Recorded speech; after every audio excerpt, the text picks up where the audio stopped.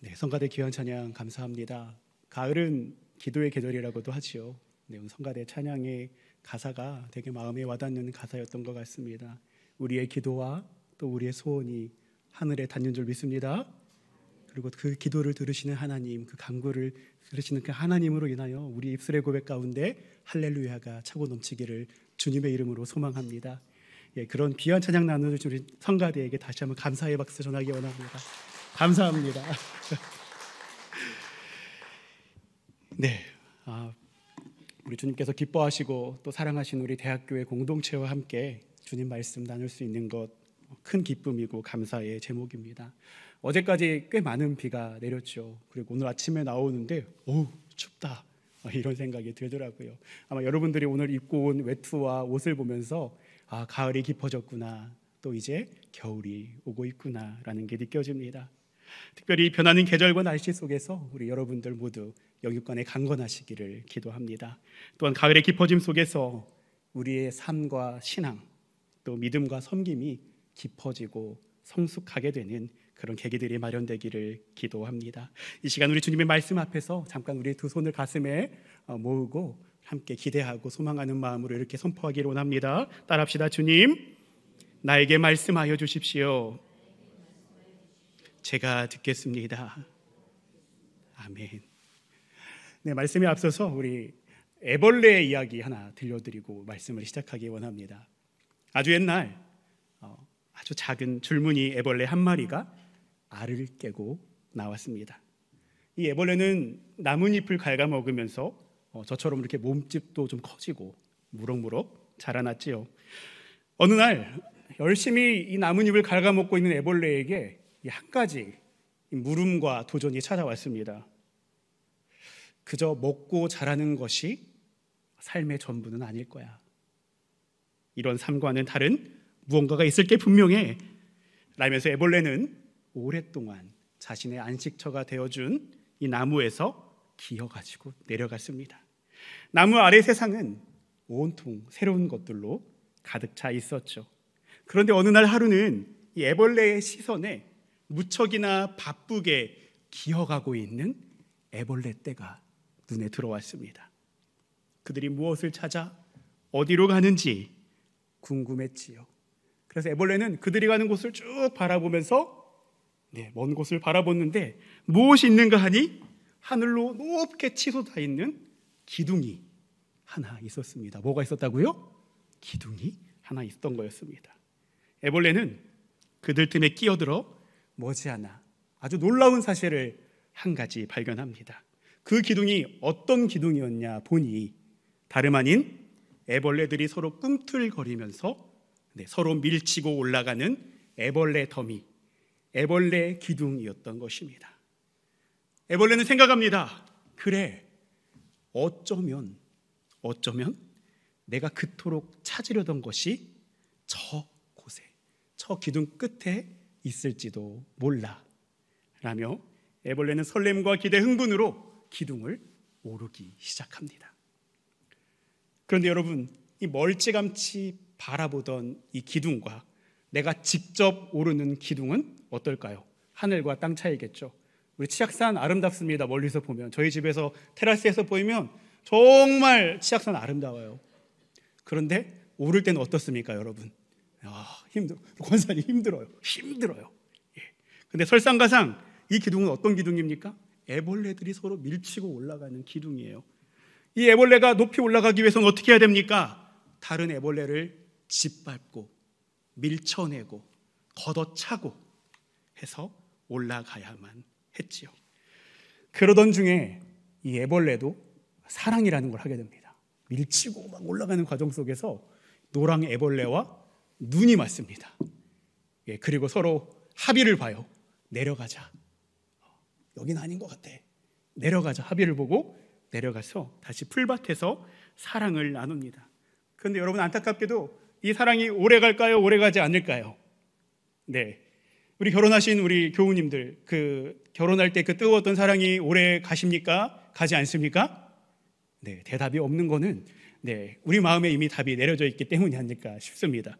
어쨌든 이 행복이 오래 가지 않았고 이윽고 줄무늬 애벌레는 다시 마음이 뜨거워집니다. 왜 마음이 뜨거워졌을까요?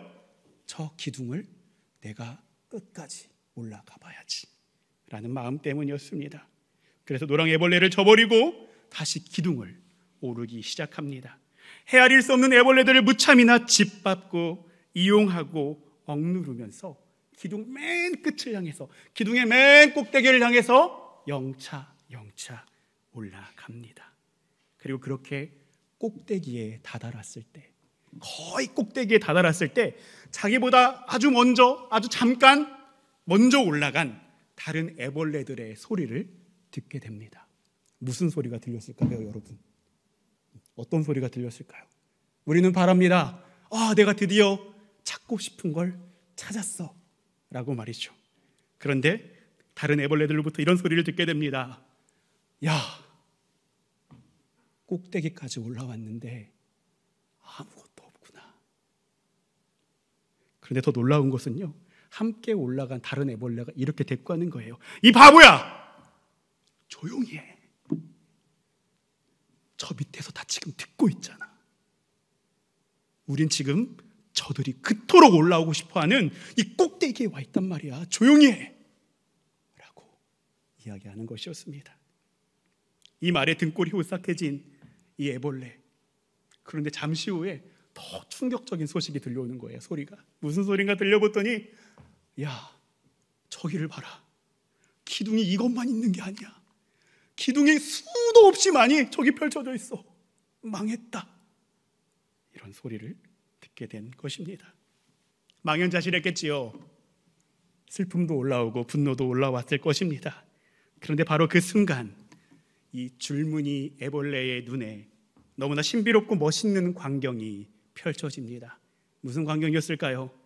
바로 노란 날개를 가진 생명체가, 아니 글쎄 그 기둥 주위를 너무나 자유롭게 빙빙 날고 있는 게 아니겠습니까?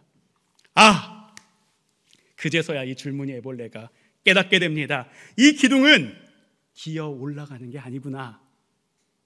이 기둥은 날아가야 하는구나. 날아갈 때 제대로 볼 수 있구나 라는 깨달음을 얻게 되는 것입니다. 그리고 결심을 하고 다시 기둥 아래로 내려갑니다. 기둥 아래 내려갈 때에 무슨 생각을 하며 내려갔을까요? 누구를 만나고 싶었을까요? 노랑 애벌레. 그런데 땅에 내려가 보니 노랑 애벌레가 있었게요? 없었게요? 1번 있었다, 2번 없었다. 우리 청년들 있었을까요? 없었을까요? 노랑 애벌레가 있긴 했어요. 그런데 더 이상 애벌레가 아니었죠. 노랑 나비가 되어서 그곳에서 이 줄무늬 애벌레를 기다리고 있었던 것입니다. 그리고 비록 예전처럼 말이 통하지 않아요. 애벌레와 나비는 더 이상 말이 통하지 않습니다. 차원이 다르기 때문에. 그렇죠? 그래서 이 노랑 애벌레가 몸짓을 하고 안내를 해서 다시 한번 이 줄무늬 애벌레를 어디로 데려갈까요? 나뭇가지로 데려갑니다. 그리고 그 나뭇가지에서 고치가 있어요. 고치를 막 가리켜요. 뭐라고 하는 걸까요? 고치를 만들어라. 이 안내에 줄무늬 애벌레가 나무를 위에 올라가서 고치를 만들기 시작합니다. 자신이 애벌레가 아니라 무엇이죠? 참 존재는 나비였구나. 내가 나비였구나. 그 나비가 되기 위한 그 고치를 만들기 시작합니다. 방금 들려드린 이야기 어떻게 들으셨나요? 이 이야기는 1972년 이 미국의 동화 작가인 트리나 폴러스의 꽃들에게 희망을, 아마 보신 분들도 계실 겁니다. 이 꽃들에게 희망을 간추린 내용인데요. 이 작가는 이 끝을 알 수 없는 기둥을 오르는 이 애벌레들의 모습을 통해서 현대사회의 맹목적인 성공의 추구와 경쟁주의의 허무함, 그리고 그로부터 간과되고 우리가 마땅히 되찾아야만 하는 삶의 본질, 정체성의 중요성을 우리에게 이야기해주고 있습니다. 사랑하는 여러분, 오늘 우리는 이 교회력과 성서 일과에 따라서 우리 신약성서 본문으로 마가복음 10장 41절에서 45절까지의 말씀을 함께 읽었습니다. 오늘 성서는 어떤 이야기를 듣고 나서 이 야고보와 요한에게 잔뜩 화가 나 있는 다른 10명의 제자들의 이야기로부터 시작이 됩니다. 이 10명의 제자들, 도대체 무슨 일이 있었길래 이렇게 화가 나 있고 또 씩씩거리면서 분개에 있었던 것일까요? 여러분, 당시 예수님과 제자들은 예루살렘에 올라가고 계셨습니다. 이 병든 자를 고치고 귀신 들린 자들을 물리치신 예수님, 이 적은 떡과 물고기로 좋기 5,000명, 10,000명, 20,000명 정도는 거뜬히 배불리 먹이시는 우리 예수님, 또한 종교 지도자들과 이 그들의 보내는 비난과 정죄의 화살에도 이 사이다 발언처럼 통쾌하게 이기시는 이 예수님은 과연 이스라엘이 그토록 기다리고 고대하던 메시아였습니다. 이제 그런 예수님이 이스라엘의 중심지, 이스라엘의 서울, 예루살렘에 오르고 계신다고 하니 이스라엘 백성들은 물론이고 예수님을 추종하던 12 제자들이 얼마나 신나고 들뜬 마음이었겠습니까? 그런데 예수님께서는 이런 들뜬 마음에 찬물이라도 끼얹기라도 하고 싶으셨던지 자신이 이스라엘 종교 지도자들에게 사용을 받을 것이다, 다시 이방 사람들에게 넘겨져 죽고는 사흘 만에 다시 살아날 것이라고 말씀하십니다. 자신의 죽음과 부활을 벌써 3번째 말씀하셨던 것이지요. 그런데 여러분, 제자들의 귀에는 이 예수님의 말씀이 도무지 들릴래야 들릴 수가 없습니다. 도리어 예수님의 핵심 제자인 야고보와 요한이 예수님께 다가와서 대뜸 이렇게 말하지요. 선생님, 저희들이 소원이 있습니다. 뭐가 있다고요, 여러분? 소원이 있대요. 이 소원을 꼭, 제발 좀 꼭 들어주십시오 라고 요청합니다. 그러자 우리 예수님 말씀하십니다. 소원을 말해보아라. 그러자 야고보와 요한이 이렇게 얘기하지요.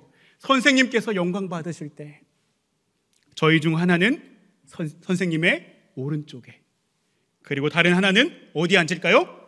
왼쪽에 앉게 해 주십시오. 무슨 말입니까?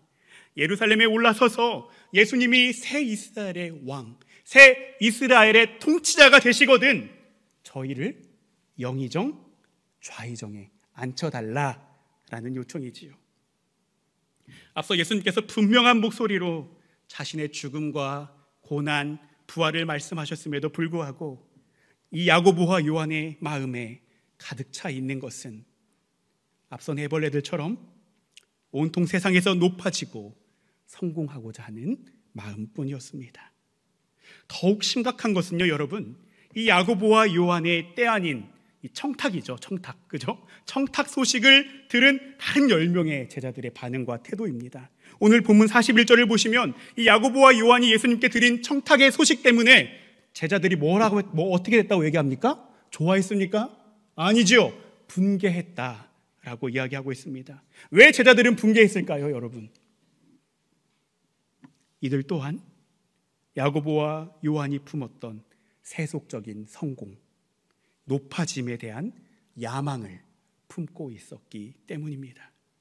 애벌레들이 서로를 짓누르고 밟아 올라서서 기둥 맨 꼭대기를 향해 올라가려 했던 것처럼 제자들 또한 예수님께서 세우실 새로운 이 메시아 왕국에서 예수님 다음으로 가장 높은 자리에 올라가야 되는데, 아니 글쎄 야고보와 요한이 지금 뭐 한 거예요? 새치기 한 거죠. 선수 친 거죠. 그러니 어쩌습니까? 그러니 어때요? 내 마음에 괘씸함도 올라오고 불쾌감도 올라오고, 그래서 제자들은 분개했던 것입니다. 여러분 한번 상상해 보시기 바랍니다. 이 제자들의 붉게 상기된 얼굴들, 또 매섭게 쏘아보는 눈빛, 누가 먼저고 누가 높은 자리에 앉아야 한다면서 서로 삿대질하고 비난하는 모습들. 여러분, 그런데 이 모습이 비단 제자들만의 모습은 아닌 것 같습니다. 여러분, 뉴스만 켜보셔도, 그리고 특별히 제가 요즘 자주 보는 방송이 국회 방송입니다. 국회 방송만 보셔도 이런 모습을 금방 목격하실 수 있습니다.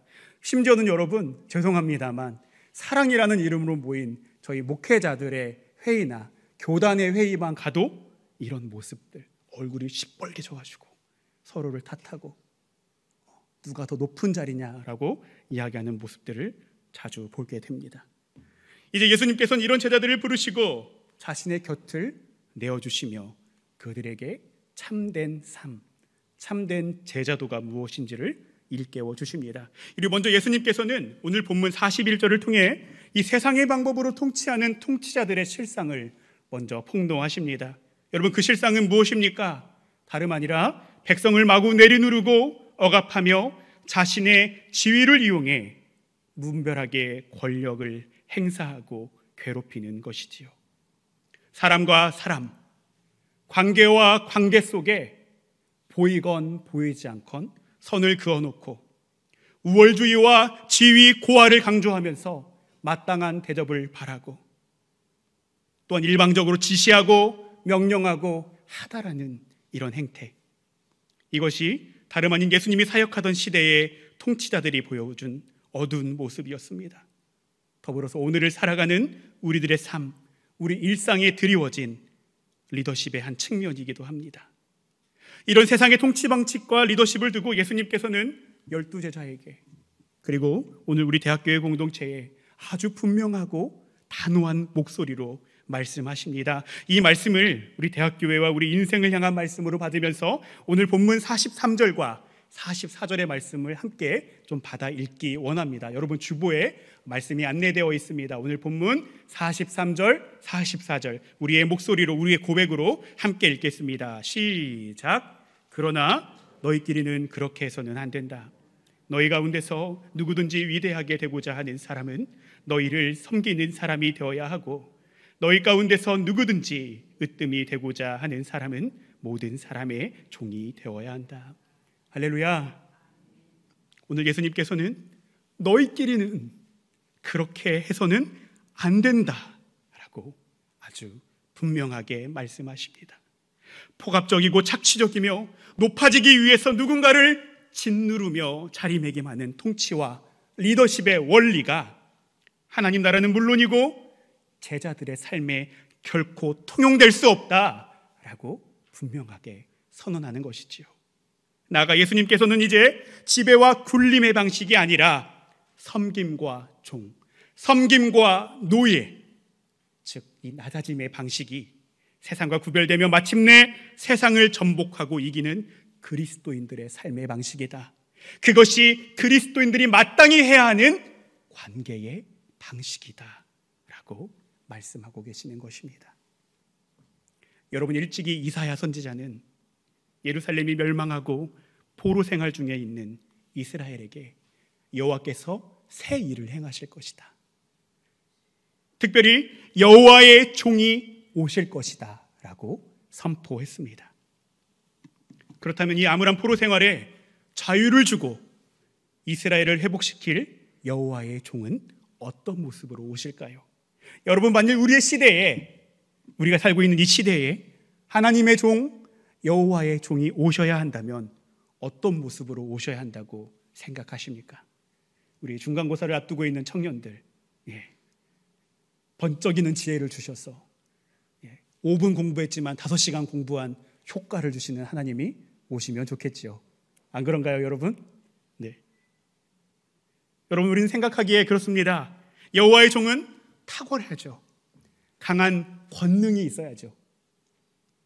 세계 열강이 그 이름만 들어도 벌벌 떨 만큼 위대하고 용맹하고 카리스마가 있어야 되겠지요. 어디 그뿐입니까, 여러분?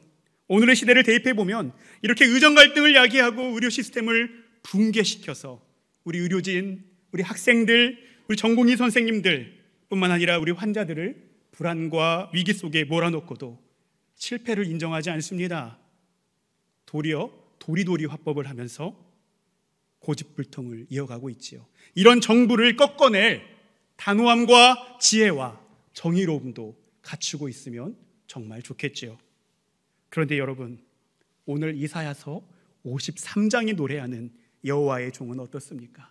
그런 모습과 사뭇 거리가 멉니다. 오히려 여호와의 종은 오늘 말씀과 같이 연한 순과 같이, 그리고 척박한 땅에서 자란 싹처럼 수수하고 초라한 모습입니다. 훌륭한 풍채나 흠모할 만한 아름다운 면모는 도무지 찾아보기 어렵습니다.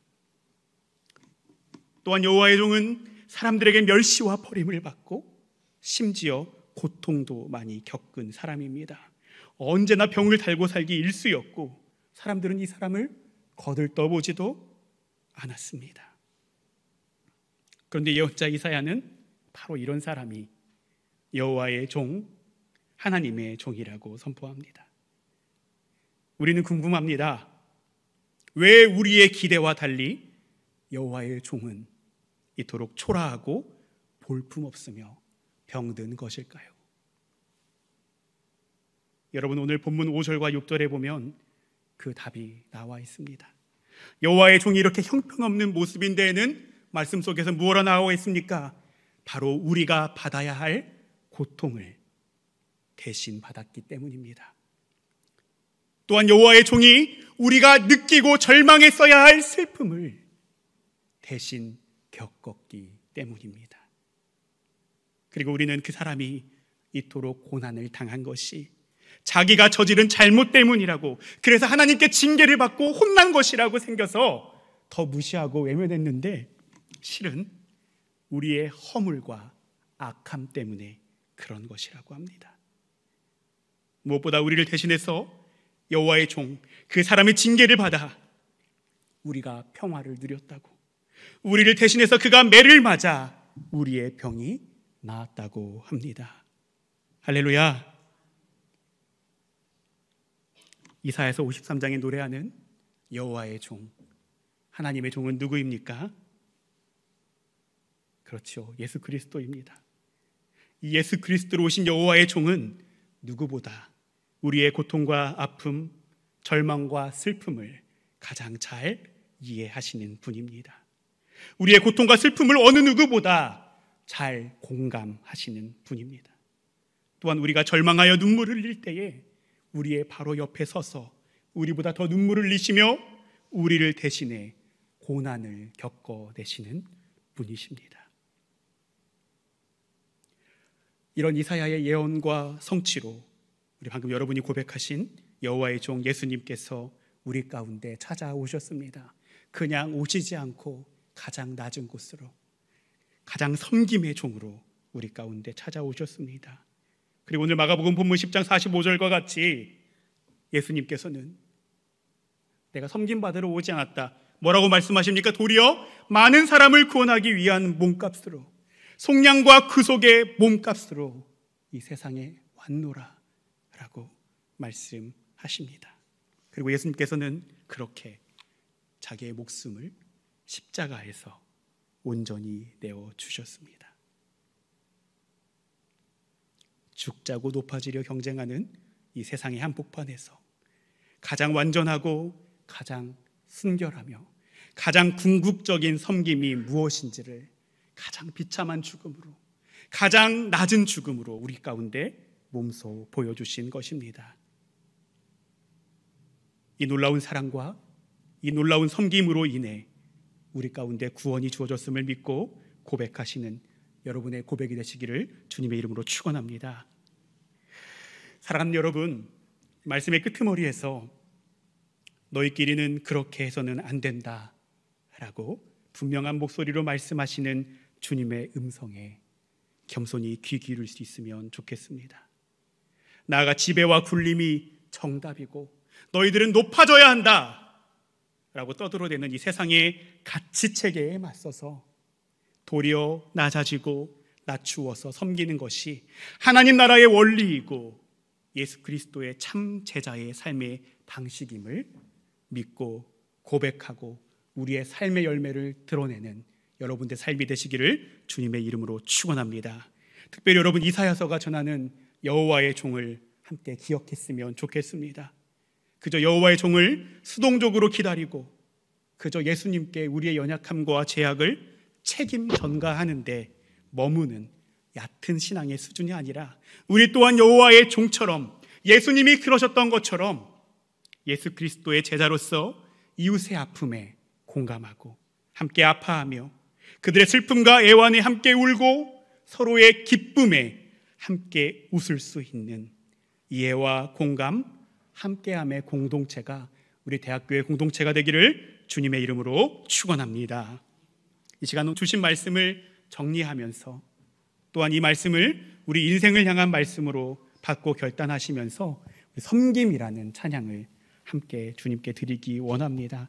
아마 이 찬양 아시는 분들도 계실 거고 모르시는 분들도 계실 것입니다. 아시는 분들은 함께 따라하시면서 은혜가 있으면 좋겠고요. 그리고 모르시는 분들은 앞에 화면에 나오는 가사를 함께 고백하시면서 우리 이런 고백을 내어드렸으면 좋겠습니다. 하나님, 세상은 우리 가운데 높아지라 이야기하지만 우리는 더 낮아지기 원합니다. 하나님, 예수님께서 먼저 섬기신 것처럼 우리도 우리의 삶으로 섬기기 원합니다. 하나님, 우리가 함께하는 이웃들을 이해하고 공감하며 함께하는 섬김의 제자가 되기 원합니다. 이런 결단과 소망으로 우리 마음을 들여 함께 찬양합시다.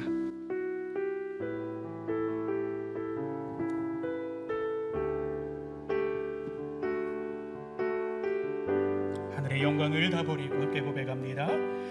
하늘의 영광을 다 버리고 낮은 이곳에 내려오신 주, 죽기까지 나를 사랑하신 그 사랑 얼마나 큰지 다시 한번 처음부터 고백합시다. 하늘의 영광을 다 버리고 낮은 이곳에 내려오신 주, 죽기까지 나를 사랑하신 그 사랑 얼마나 큰지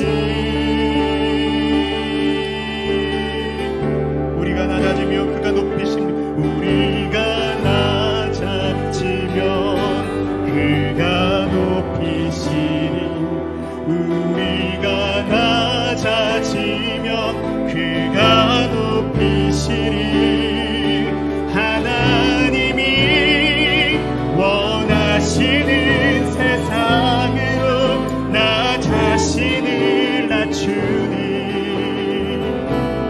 섬김으로 하늘의 영광을 다 버리고 하늘의 영광을 다 버리고 낮은 이곳에 내려오신 주, 죽기까지 나를 사랑하신 죽기까지 나를 사랑하신 그 사랑 얼마나 큰지 함께 고백합시다. 우리가 높아지면 그가 낮추시니 우리가 높아지면 그가 낮추시니 우리가 낮아지면 그가 높이시니 하나님이 원하시는 세상으로 나 자신을 섬기는 섬김으로 우리가 높아지면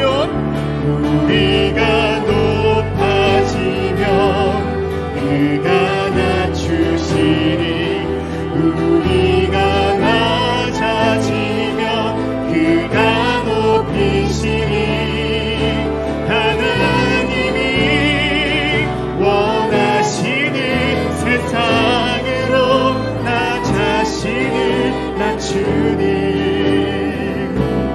섬김으로 내 발을 닦아주사 먼저 섬기시고 내 발을 닦아주사 먼저 섬기시고 서로 사랑하라고 말씀하시었네. 하나님이 원하시는 세상으로 나 자신을 드리는 섬김의 모습이 되기를.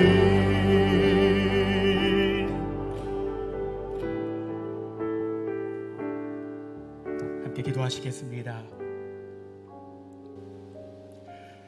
너희끼리는 그렇게 해서는 안 된다 말씀하시는 주님, 그간 세상이 말하는 성공, 세상에서의 높아짐을 쫓으며 지배하고 군림하려 했던 모든 어리석음을 이제 주님 앞에 내려놓습니다. 그리고 이제 도리어 낮아져 섬기는 것이 하나님 나라의 원리, 그리스도인의 삶의 방식임을 깨닫습니다. 우리 대학교회가 더 낮아져 섬기는 공동체 되게 하시며 이웃들을 이해하고 공감하며 함께하는 공동체로 나아갈 수 있도록 하나님 은총 내려 주시옵소서. 그리하여 우리 대학교의 섬김을 통해 예수 그리스도가 드러나고 선포되며 복음이 흘러가는 마중물 될 수 있도록 하나님 역사하여 주시옵소서. 모든 것에 감사드리며 우리를 섬김의 제자로 부르시는 예수님 이름 받들어 간절히 기도드리옵나이다. 아멘.